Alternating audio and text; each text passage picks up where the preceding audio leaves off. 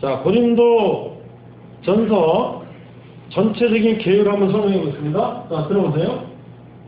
자, 고린도 전서 전체 표를 보여주세요. 표. 자, 전체 퀴즈 할 거예요. 고린도 전서라는 것은 그리스 있는 고린도 교회가 편지를 보낸 것인데 16장까지 되어 있다. 그러면 1장부터 4장은 뭐냐? 교회의 분열, 이런 것들을 얘기했잖아요. 교회의 분열.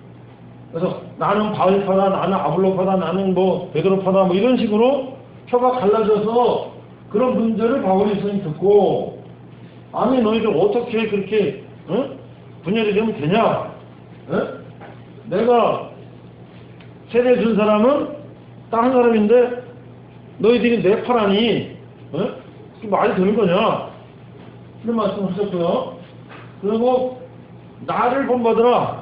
내가 매를 맞고 죽을 고비 넘기고 너희들에게 복음을 전했는데 내가 얼마나 너희들의 스승이냐 말이죠. 너희 아버지 같은 사람이냐? 이런 걸 주장했고, 세 번째 5장 6장은 이제 5장은 교회 안에 나온 부도덕 오늘 얘기하는 거죠. 형제간의 풍사, 음행 이런 걸 얘기하고 있어요. 그 다음에 이제 7장부터 11장은 이제 결혼, 우상 재물 이런 얘기를 하고요.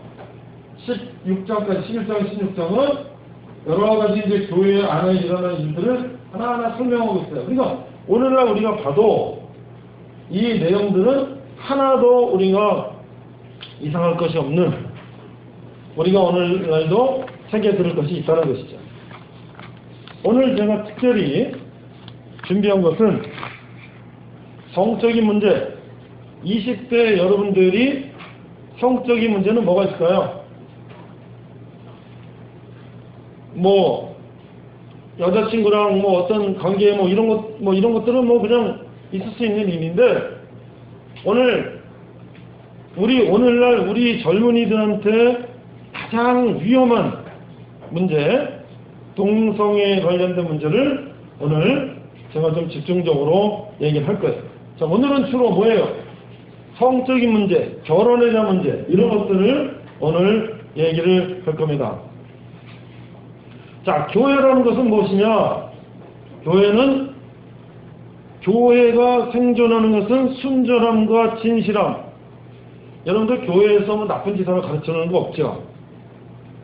교회에서 거짓말하러 가르치는 거 없죠? 왜? 십계명에서는 거짓말하고 살인, 간음 이런 거 하지 말라 그랬지, 하라고 그러는 거 없죠? 그렇죠? 그렇기 때문에 교회는 어때요? 그런 순수성을 지키는 것이다. 그런데 만약에 거기 어떤 사람이 문제를 일으킨다면 그것이 교회에 나쁜 영향을 준다는 것이죠. 아니 저 목사가 저를 나쁜 짓 하는데 뭐 나랑 어때? 장로가 나쁜 짓 하는데 나랑 어때? 집사가 나쁜 짓 하는데 내가 뭐 어때? 이렇게 되면은 교회는 문제가 된다는 것이죠. 그래서 교회가 교만해지면 악을 내부적으로 용납하고도 교회를 지킬 수 있다. 그냥 우리끼리 모르는 척해. 뭐 그럴 수도 있는 거니까 이렇게 해서는 안 된다는 것이죠. 오늘날 우리 교회는 말이죠. 대한민국 오늘날 교회는 이런 문제가 상당히 심각해요. 왜? 교인 떠날까봐. 만약에 어떤 교인이 잘못했어요. 성적인 범죄를 저질렀어요. 교인이 간통을 했어요.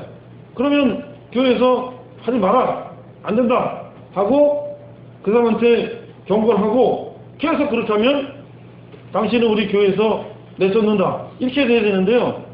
교회가 그 사람 딴 데로 떠날까봐, 그 사람이 교회에서 무슨 일을 많이 했는데 그 사람 딴 데 떠날까봐 잘못된 것도 얘기하지 못하고 그냥 넘어가는 수가 있다면 이건 안 될 일이죠. 또 반대로 여기서 나쁜 짓을 했어요.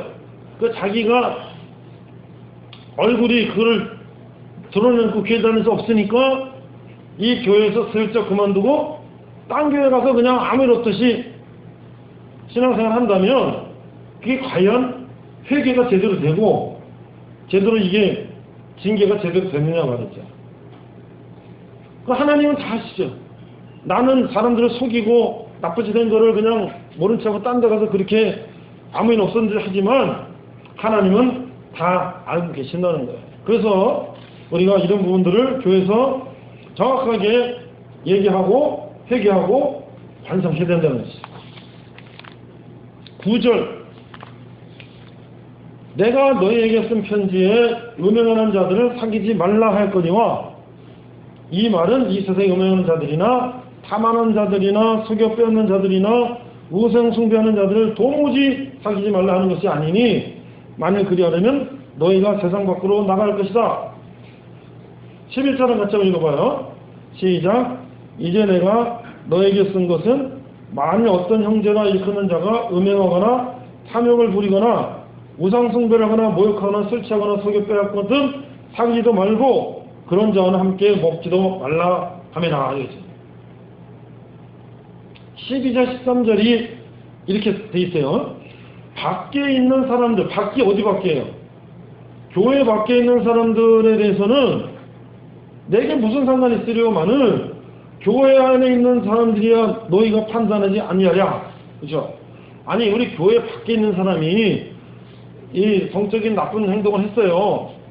우리가 물론 그것도 얘기해야 되겠지만, 그거는 또 바깥의 일이지만 교회 안에서 이런 문제가 된 거를 어떻게 우리가 가만두길 수 있냐 이거죠. 13절, 밖에 있는 사람들은 하나님이 심판하시려니와 이 악한 사람은 너희 중에서 내쫓아라. 그러니까요, 왜 오늘날 교회가 욕을 먹냐? 교회가 세상에 대해서 본이 안 되기 때문에 욕을 먹는 거예요.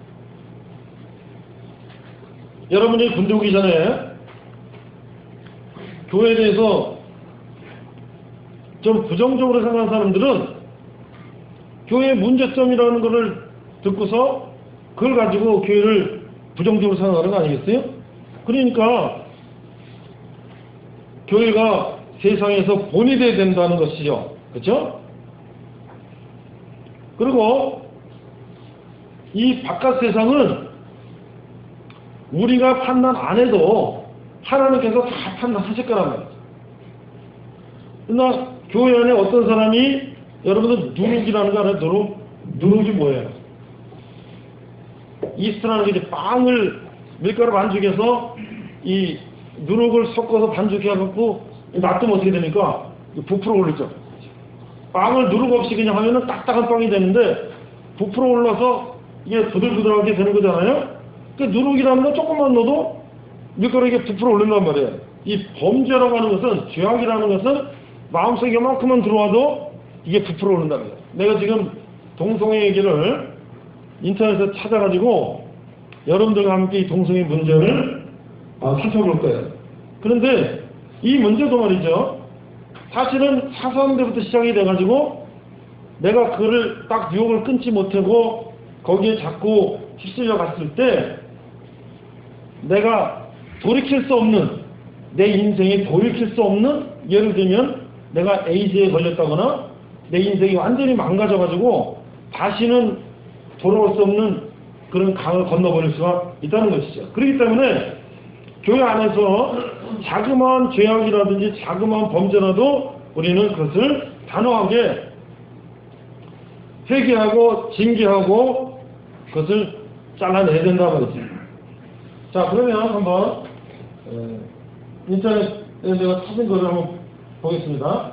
내가 이거를 길게 설명을 할 수가 없기 때문에 짧게 설명할 때 우리 정민 형제는 거기 한글 파일을 따라 올라가면서 내가 말할 때마다 먼저 파워포인트 보겠습니다. 자, 여기 밑에 옷 벗고 노래하는 사람이 누구예요? 가수 이름 아는 사람? 프레디 머큐리입니다. 야, 비슷비슷하게 들었는데. 자, 여기 나오세요. 주세요. 갖다 주세요. 자, 박수. 뒤에 우리 형제가 거의 간발의 차인데 어떻게 앞에서 먼저 들은 거 인정해요? 오케이. 0.001초 차이로 먼저 들었어요. 자, 프레디 머큐리라는 사람이 내가 대학교 다닐 때, 여러분들 여기 집중. 내가 대학교 다닐 때 저기 80년대, 70년대, 80년대 유명한 영국의 보컬 그룹 퀸의 이 리더인데, 나는 그때 대학교 다닐 때 저 사람들은 뭐 그냥 헤비메탈 막 그냥 소리 지르고 앞서고 막, 응? 막 그래서 별로 난 좋아하지 않았어요. 나는 이제 약간 부드러운 그런 곡을 좋아해서 하드락이나 헤비메탈 이런 거보다는 무슨 유로비전 팝송이라든지 뭐 컨트리 송이라든지 그런 거 좋아했어요. 뭐 유럽의 스웨덴의 아바 그룹, 해브 드림 뭐 이런 거, 그다음에 뭐 미국의 존 뭐 컨트리송 이런 거 좋아했는데, 이게 이제 몇십 년이 지난 다음에 그래 퀸이 유명한 건 알죠. 근데 보헤미안 랩소디라는 영화를 작년인가 재작년인가 그냥 아내랑 같이 그냥 영화 한번 보러 갔다가 봤어요. 봤더니 이 프레디 머큐리의 퀸의 리더 이 프레디 머큐리의 인생을 쫙 쓴 거예요. 영화를. 본 사람, 이 영화 본 사람 아무도 안 봤어요? 안 봐주세요. 이 첫 요점은 뭐냐? 프레디 머큐리의 인생을 쓴 건데, 이 사람은 동성애자다.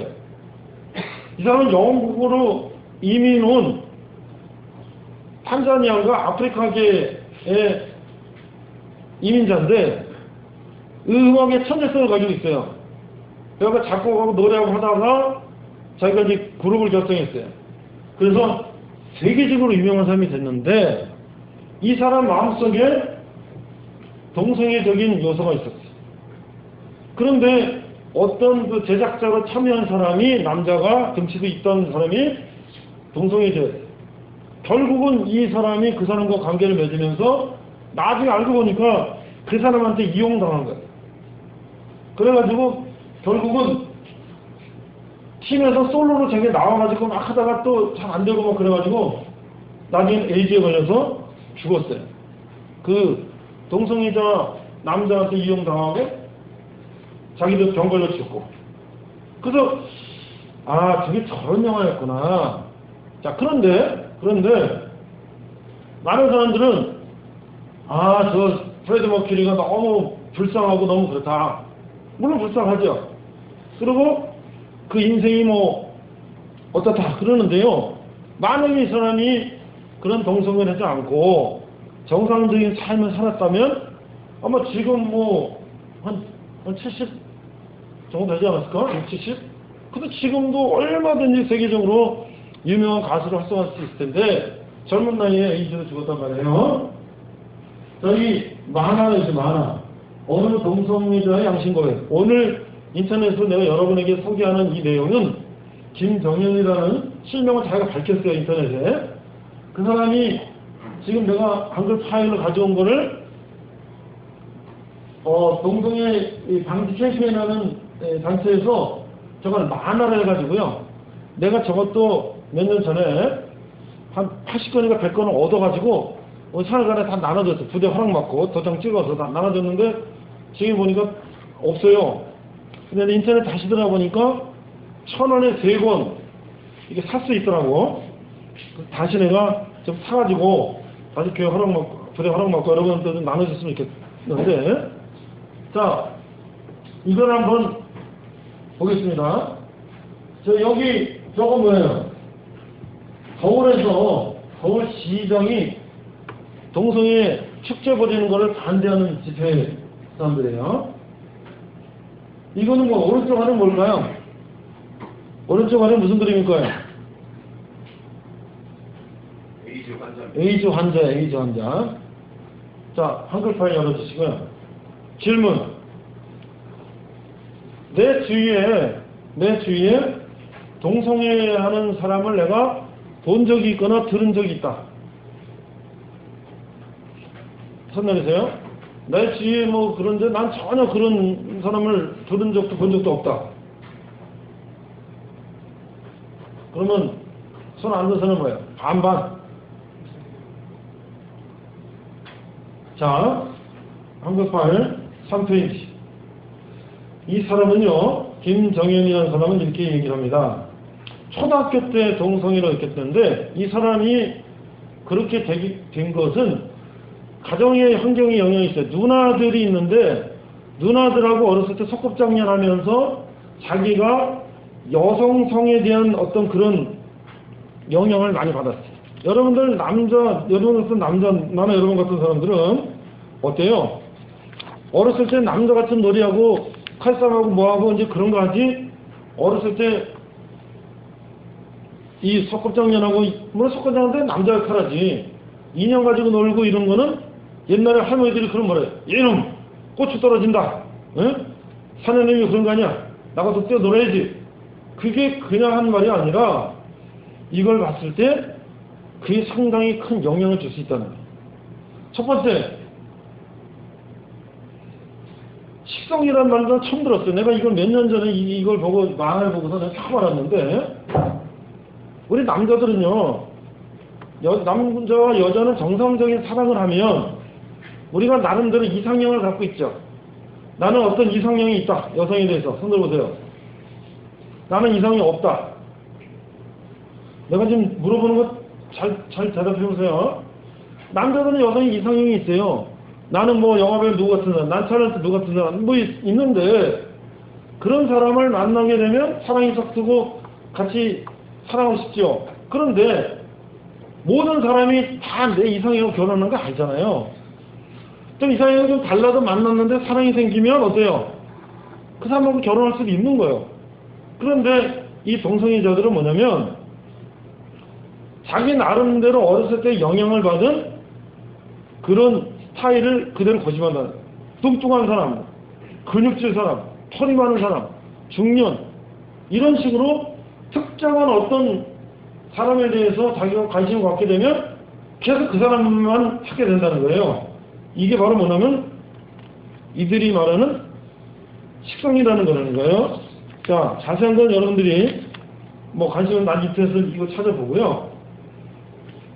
이게 뭐가 문제인지 이런 것들을 내가 간단하게 설명을 할게요. 그래서 이 사람들은 자기 스타일을 찾는다는 거예요. 두 번째, 6페이지. 여기에도 두 가지 스타일이 있는데, 주로 남자들이 동성애할 때에 남성 역할을 하는 거와 여성 역할을 하는 게 있다는 거예요. 그러면 왜 남자가 남성 역할과 여성 역할을 하는가? 그러면 남성 역할을 하는 사람은 여성과의 관계에서 만족을 못 느끼고 남성을 통해서 만족을 느끼는 성적인 어떤 문제가 생긴 거죠. 반대로 남성임에도 불구하고 여성 역할을 하는 사람은 역시 이 사람도 남녀 간의 관계에 있어서 어떤 그 성적인 만족을 못 느끼고 남성을 통해서만 느끼는, 이것은 사실 어떻게 된 거냐면 병적인 역할을 한다는 것이죠. 이 둘 중에서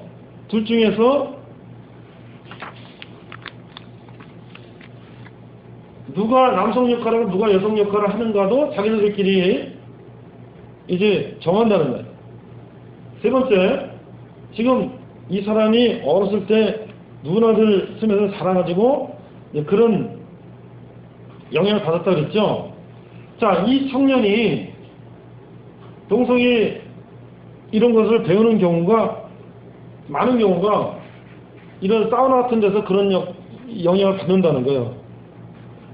특히 요즘은 뭐 그런 게 없겠지만 군대라든지 집단 합숙소, 뭐 선수들 합숙하는 데라든지 기숙사라든지 특히 남성들끼리 모여 사는 곳에서 그런 문제가 생길 수 있다는 거죠.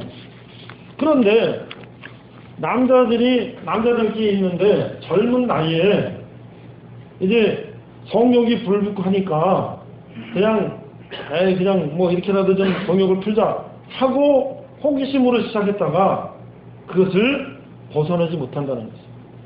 8페이지. 자, 그렇게 되면 어떻게 되느냐? 이 김정현이라는 사람이 성병의 실체를 얘기했어요. 지금 말이죠. 인권이다 뭐다 하고 막 그렇게 뭐 게이 축제다 뭐다 하는 사람들은, 정치인들이 그런 얘기하고 인권을 하는 그런 얘기를 하는 사람들은 정말 이런 데를 가봤는지, 이런 데가 어떻다는 걸 이렇게 실제로 봤는지 모르겠어요. 나는 이걸 읽어보고서요. 만화에도 그걸 그대로 표현해 놨는데, 이거는 개, 돼지도 이렇게 살지 않아요. 이거는 정말 개, 돼지만도 못한, 인간이라고 말할 수 없는, 짐승보다 못한 행위를 하는 것이 바로 이 동성애자들이 하는 것이라는 거죠. 지금 뭐 서울에 어떤 데 가면 그런 숙소가 있대요. 그런데 들어가면 그 안에서 꼼꼼한 데서 남자들끼리 그런 행위를 하는데, 뭐 말할 수 없는 더러운 그런 온갖 그 쓰레기 같은 곳에서 이런 행위를 한다는 거예요. 근데 여러분들 같은 정상적인 사람이면, 나 같은 정상적 같으면 이런 데보다 부역질해서 당장 뛰쳐나오겠지만, 여기에 와서 중독된 사람들은 이제 뭐가 지저분한지 도로지도 모르고 그 안에서 그냥 뒤엉켜서 그런 일을 한다는 거예요. 그러면 어떻게 돼요? 이거 뭐 에이즈 걸리는 거는, 이건 뭐 에이즈가 안 걸리면 이상한 거지. 그 안에 뭐 온갖 그 더러운 것들이 막 너저런 데 가서 그런 행위를 한다는 것은, 이건 뭐 말할 수 없는 거지. 그래서 요즘에 인터넷에 보니까 10대, 20대의 에이즈 환자들이 늘고 있다는 거예요. 그러니까 이 호기심에, 철없는 호기심에 그냥 이런 행위를 어디 인터넷이나 뭐 이런 동영상 보고서 친구들끼리 또 어디 이렇게 해서 그런 걸 따라 하다가 이런 일에 걸린다는 것이죠. 자, 그렇게 되면 어떻게 되냐? 그렇게 되면 결국은 신체 다 망가지고 정신 다 망가지고 이 폐인이 되는 거예요. 그 정상적인 사회로 돌아올 수가 없는 것이. 그래서 심지어는 어떤 사람들은요, 모텔 가서 샤워기 이런 거 조심해라는 말도 하고 있어요. 왜냐면 동성애자가 모텔에 가서 샤워기 가지고요, 샤워 꼭지 빼가지고 물 나오는 걸 가지고 자기네 행위한 다음에 그걸 닦거나 막 그럴 때 거기에 무슨 에이즈균이 묻을지 모른다는 거예요. 그러니까 이게 지금 우리가 몰라서 그렇지, 지금 뭐 코로나 바이러스 같은 거는 전 세계적으로 굉장히 조심하는 그렇지만, 지금 이 동성애로 인한 에이즈 같은 거는요, 실제로 이렇게 무서운 건데도 그냥 겉으로 포장해가지고 이거 인권이고 뭐 이건 좋은 거고 뭐 성차별하면 안 되고 뭐 성소수자를 보호해야 되고 이런 식으로 하는 건데, 그렇게 하는 사람들의 목적은 뭘까요? 그런 식으로 하는 사람의 목적은 뭐예요? 자기들의 정치적인 이익, 표를 얻어서 자기들이 국회의원 대통령 당선되는 게 목적이고, 실제로 그들이 그런 생활하다 에이즈 걸려 죽는 거는 왜 그런 건 얘기를 안 하냐는 거지. 그래서 이렇게 되면은 성병이라든지 항문을 그렇게 잘못된 거로 쓰게 되면 나중에 나이 먹고 늙으면은, 그렇지 않아도 늙으면은 모든 기능이 약해지는데, 젊었을 때부터 그게 기능이 약해져가지고 그냥 걸어 다닐 수가 없다는 거예요. 11페이지. 군대 내에서도 이런 위험성이 있을 수 있다는 거죠.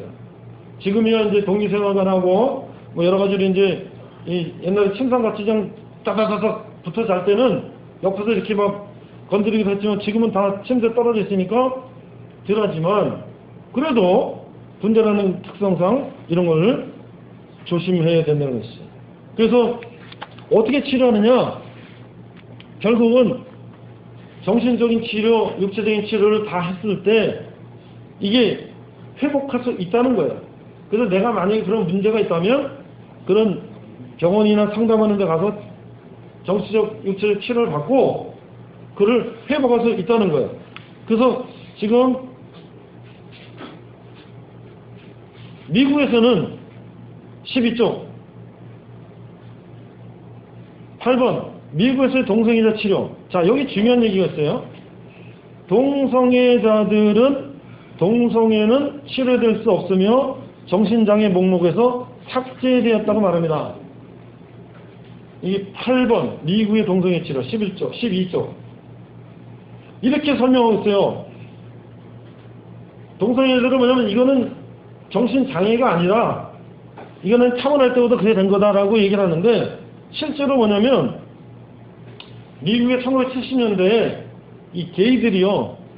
그들이 막 의사협회나 이런다고 엄청나게 막 로비하고 막 압력하고 해가지고 이게 그냥 누구나 있을 수 있는 거.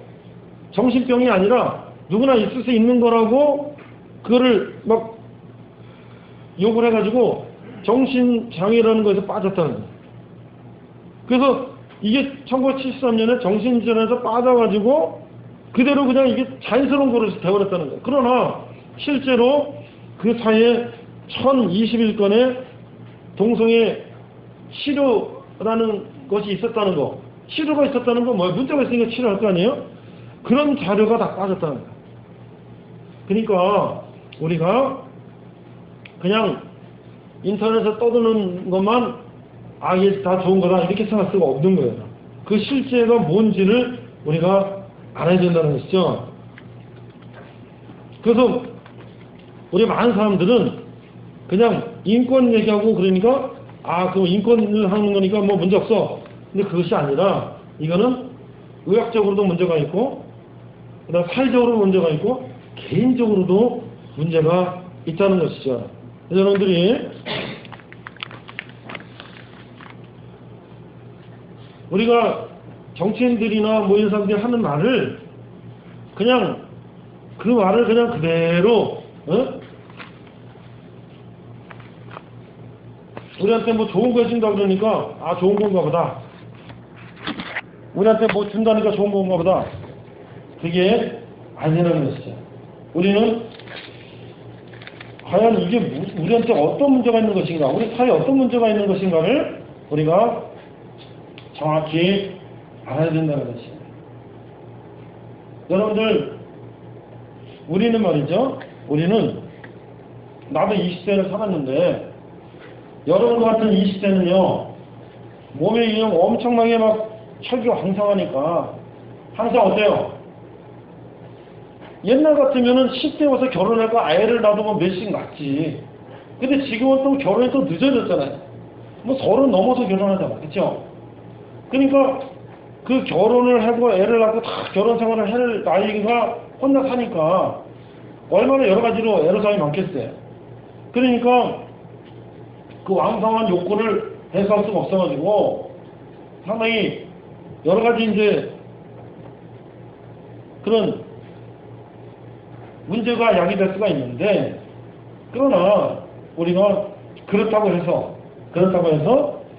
우리가 이런 방법을 통해서 그걸 해소한다는 것은 결국 우리의 인생을 그냥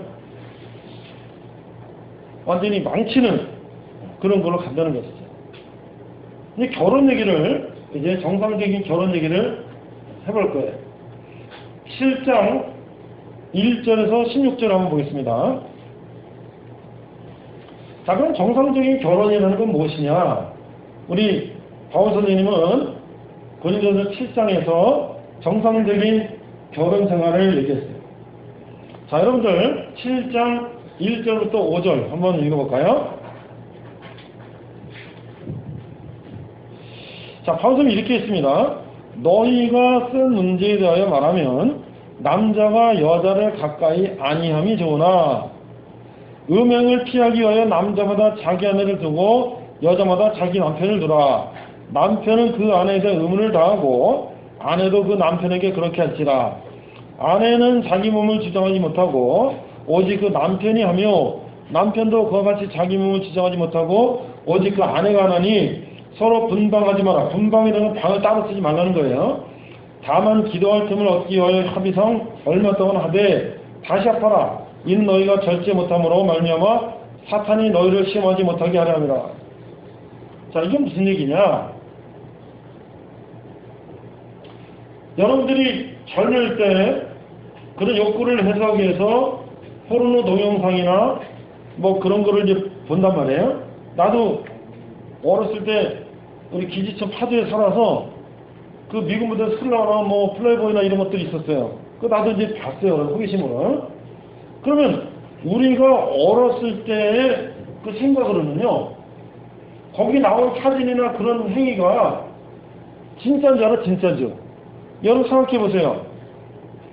그 포르노 사진이나 동영상을 만들어 파는 사람들이 그거를 과대하게 과장해서 그거를 많이 팔아먹으려고 그러는 거지, 실제로 여러분이 아직 결혼 생활을 하지 않고 그냥 아직 잘 모르니까, 아, 여자는 저런가 보다, 남녀의 행위라는 건 저렇게 하는 건가 보다라고 우리한테 굉장히 잘못된 인식을 심어줄 수 있다는 거예요. 여러분, 만약에 사람이 말이죠, 토론에 나오는 것처럼 맨날 그러고 산다면 그거야말로 정말 제대로 세상을 살 수가 없는 그런 지경이 되는 것이죠. 정상적인 사람은 그렇게 할 수가 없어요. 그거는 그야말로 팔아먹기 위한 하나의 속임수죠. 그러니까 우리가 정상적인 삶이라는 것은 남자 여자 결혼을 하잖아, 그렇죠? 그러면 당연히 우리에게 하나님이 주신 아름다운 성, 남성과 여성이 결혼하고 또 사랑하는 관계를 가지고 부부관계를 하고 또 서로 만족을 하고 자녀를 낳고 자녀를 기르고 이런 아주 자연스러운 관계를 우리는 얼마든지 우리가 그것을 누릴 수가 있다는 거예요. 그렇기 때문에 보통 남자들이 결혼하면 모든 사람이 다 바깥에 나가서 외도하고 바람 피우면 그렇지 않잖아요. 그건 특별한 이상한 사람들이 그런 것이, 모든 사람들 정상적인 가정 안에서 다 행복을 누리고 사는 것이죠. 그리고요, 실제로 한 20대, 30대 뭐 이럴 때만 왕성하지 40, 50, 60 넘어가면 또 그렇지도 않아요. 근데 지금 바울이 뭐라 그랬냐, 음행을 피하기 위하여 남자가 자기 아내를 두고 여자마다 자기 남편을 들어가니까 뭐예요? 혼자 살다가 그 음행 때문에 나쁜 짓을 할 바에는 서로 결혼해서 살아라는 거예요. 결혼해서 살아. 자, 그런데 여기서 중요한 게 있어요. 우리가 여기 한번 집중해 보세요. 여러분들, 내가 오늘 하는 말을 잘 듣고 이거를 여러 부모님한테 물어볼 수도 없고 뭐 친구들한테 물어봐야 뭐 뻔히 우리 정도 수준밖에 모르는데, 내가 결혼하고 부부생활하고 자녀 낳고 살아온 선배로서 여러분한테 설명하는 거 잘 들어보세요.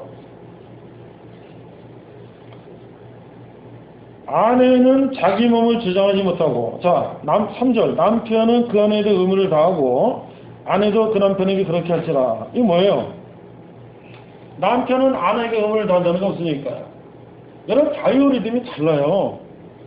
그래서 젊었을 때 결혼하고는 뭐 서로 뭐 비슷하게 가지만 나이 먹고 자꾸 세월이 가다 보면 바이오리듬이 달라서, 나는 남자는 직장 가다 힘들어서 너무 힘들어가지고 지금 뭐 그냥 말다하다 귀찮은데, 만약에 아내가 그 바이오리듬이 그런 고점이 왔단 말이에요. 그러면 어떻게 해요? 나 피곤해서 몰래 하고 이렇게 해서는 안 된다는 거예요. 또 반대로 남자가 바이오리듬이 굉장히 이 고점이 올라가 있어요. 근데 여자가 어때요? 나는 바이오리듬이 그게 아니야. 그래도 만약에 남편이 그런 걸 원한다면 또 서로 그거를 맞춰줄 수 있어야 된다는 거예요. 그러나 중요한 건 뭐냐면 강제로 그걸 그냥 내 욕구대로 해서는 안 된다는 것이죠. 그러니까 우리가 이런 거 비벼보면 그냥 호건나 저러니까 아무 때나 되게 되는 것도 그렇지 않다는 거예요. 그래서 4절, 아내는 자기 몸을 주장하지 못하고 오직 그 남편이라며 남편도 같이 자기 몸을 주장하지 못하고 저 아내가 하나니, 그러니까 이게 뭐예요? 우리가 서로 인격을 가진 남자와 여자 부부 관계이기 때문에 서로가 대화를 하고 나누고 서로가 서로를 위해서 그런 것들을 의논하면서 그렇게 하면서 하는 것이지, 그냥 아무 때나 시도 없이 그냥 짐승처럼 그런 게 아니라는 것이죠. 그리고 실제로 나이가 40, 50, 60, 70, 80 되면, 노인 되면은 이 성격 기능이 다 떨어지고 그러는데, 그럼 그 사람들은 그런 것도 없이 어떻게 사나요? 그때 되면은 그런 기능은 떨어지지만 서로 사랑하는 그런 마음 가지고 사는 거예요. 그러니까 우리가 실제적으로 이런 정이라는 것은 하나님이 우리에게 그 정을 누릴 수 있는 그런 특권을 주셨고, 그걸 통해서 우리가 자녀를 생산하고 또 부부관계와 사랑을 확인하고 이렇게 부부가 하나가 돼서 살려는 하나의 그 과정이지, 그걸 가지고 자기 만족하고 그냥 즐기고 그것으로만 주신 것은 아니라는 것이죠.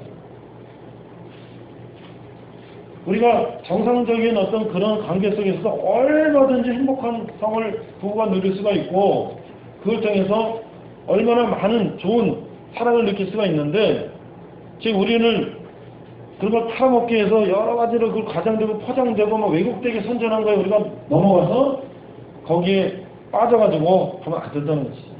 여러분들 되게 그렇잖아요. 뭐 어떤 거를 뭐 홈쇼핑이나 뭐 인터넷이나 뭐 이런 거 팔 때 보면 어때요? 그걸 엄청나게 포장으로 과장을 하잖아요. 근데 실제로 여러분들이 여러분 잘하는 거 보세요. 뭐 여러분 잘하는 것들에 대해서 선전하는 거 다 믿습니까? 그렇게 해도 여러분들이 다 판단하고 다 따져보고 그거 사잖아요. 그냥 막 사는 사람이 막 그걸 막 포장해서 한다고 그 그들 헐떡 넘어가서 사는 사람들은 어리석은 사람이죠. 똑같다는 거죠. 이 인생이라는 것은 모든 건 다 똑같다는 거예요. 자, 그래서 오늘 결론 7장 1절 5절 그 다음에 17, 18, 19절 오직 주께서 각 사람에게 나누신 대로 하나님의 각 사람을 부르신 그대로 행하라. 18절 할례자로 부르심을 받은 자가 있느냐 무할례가 되지 말며 무할례자로 부르심 받은 자냐 할례를 받지 마라. 이게 무슨 얘기냐면 유대인들은 할례를 받아요. 만지 7일 만에 이 포경수술을 한단 말이에요. 어린아이 이 고추의 끝을 자른다는 것은 뭐야? 하나님이 유대인들 선택받은 백성을 하나님이 휴식으로 그렇게 하라 그랬어요. 그러니까 이게 뭐냐면 할례로서 부르심 받은 자가 있느냐는 네가 유대인이냐 네가 이스라엘 사람이냐 그 다음에 뭐야 무할례자로 부르심 받은 자가 있느냐 무할례자 유대인이 아닌 사람들은 그거 안 하죠. 그럼 너는 그리스인이냐 터키인이냐 로마인이냐 그럼 너는 너가 있는 그대로 하나님을 믿으면 된다.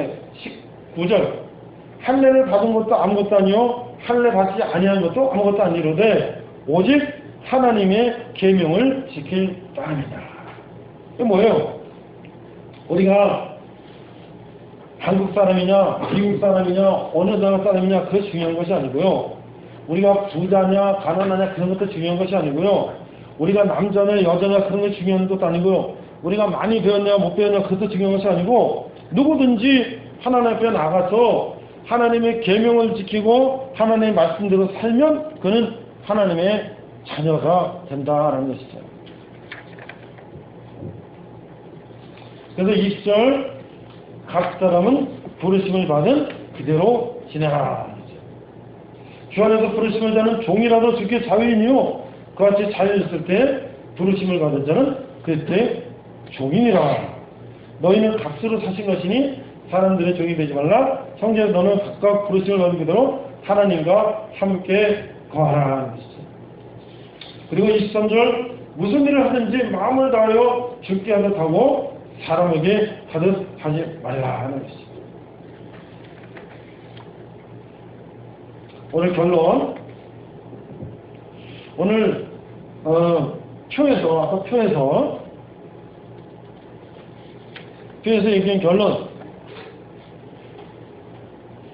5장 6장 주로 7장까지 결혼과 성적인 문제, 은행이라는 문제를 오늘 얘기했습니다.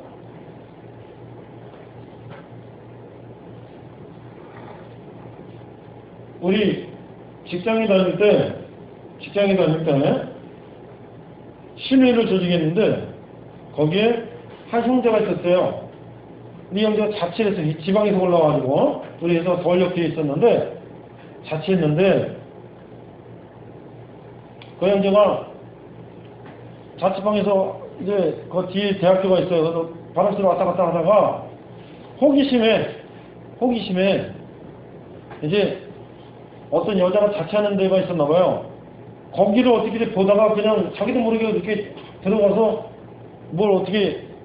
들어가서 뭘 봤는지 어쨌는지 그래서 그게 연락이 와서 경찰에 연락이 왔어요. 우리 신의 예수님 믿고 교회 다니는 친구인데 그리고 여의도 순복음교회 다닌 친구였는데 직원인데 신입사원이에요. 그 연락이 와가지고 주거침입에다가 뭐 해가지고 지금 그 경찰에 붙잡혔다고 연락이 온 거예요. 그래서 우리는 어떻게 그 친구는 신입사원이고 회사 다닌 지 얼마 안 되고 시내 열심히 나온 친구, 교회 다니는 친구였는데 뭐 이렇게 시술해서 용서해달라고, 예? 용서해달라고 편지도 보내고 막 했어요. 그리고 여의도 순복음교회에다가 또 연락해서 거기서 조윤기 목사님이 회사로 편지까지 보내서 왜? 얘는 경찰에 잡혔기 때문에 범죄자가 된 거예요. 그래서 어떻게 해요? 범죄가 되면 회사에서 타면. 그 신입사원이 들어와서 얼마 되지도 않았는데 자기도 모르게 그렇게 우발적으로 주거침입했다가 걸려가지고 회사 잘리고 그러니까 어떻게 얼마나 안타까워요. 그래서 교회 목사님도 편지가 됐는데 회사는 어떻게 그냥 그는 회사를 그만두게 됐어요. 그러니까 우리가 아무것도 아닌 거 그냥 그럴 수 있는 건데도 불구하고 우리가 그런 실수를 했을 때 우리한테 엄청난 결과를 초래할 수 있다는 것을 우리는 항상 머릿속에 기억을 해야 돼요. 그럼 어떻게 그런 것들을 우리가 그런 것들로부터 우리가 자유할 수가 있느냐? 여러분들이 그런 문제를 놓고 하나님 앞에 기도를 하시기 바랍니다. 만약에 내가 그런 문제에 대해서 마음속에 어려움이 있다면 하나님 앞에 그런 문제를 놓고 기도하시기 바라요. 내가 혹시 지금 그런 문제를 놓고 저는 고민하고 있습니다 하면 하나님 앞에 우리가 기도하면 하나님께서 우리에게 그런 마음을 주시고 그런 것부터 우리를 회복할 수 있는 능력을 주신다는 거예요. 자, 같이 한번 우리 기도하고 마치겠습니다. 자, 눈 감고요. 우리 반주 한번 해주시고요. 혹시 내 마음속에 내가 여태까지 살아오면서 내가 성적인 문제 때문에 내가 고민한 적이 있습니까? 혹시 여러분들? 또 내가 그걸 통해서 잘못한 게 있습니까? 그래서 내가 지금 혹시 그런 잘못된 가운데 있지 않습니까? 마음속에 한번 우리가 하나님 앞에 그걸 내놓고 그걸 기도해요. 하나님, 내가 이런 문제를 고민하고 있습니다. 이게 잘못됐다는 걸 알면서도 잠깐 내가 이것을 끊지 못하고 이런 곳에 내가 자꾸 묶여있는 저를 봅니다. 하나님 아버지, 제가 어떤 이것을 하나님께서 할 수 있도록 하시고 제가 끊을 것을 끊게 하시고 제가 잘못된 것으로도 돌아오게 하시며 제가 정말 늘 마음속에 무거운 짐과 부담감과 괴로움 속에 있던 내가 이것을 다 털어버리고 마음 편하고 정말 밝은 태양 아래서 누구에게도 내가 떳떳하게 자신있게 행동하고 나갈 수 있는 제가 될 수 있도록 인도하여 주시옵소서. 그렇게 하실 주님을 믿고 감사드리며 예수님 이름으로 기도했습니다. 아멘.